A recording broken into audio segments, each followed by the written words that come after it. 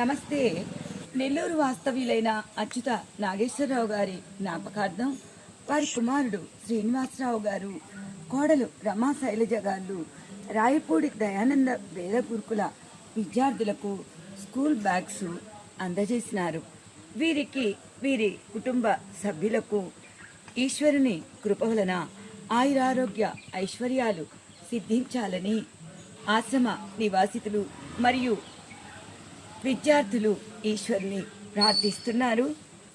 అదేవిధంగా దివంగత అచ్యుత నాగేశ్వరరావు గారి ఆత్మకు శాంతి చేకూరాలని అందరం ప్రార్థిస్తున్నాము. నమస్తే.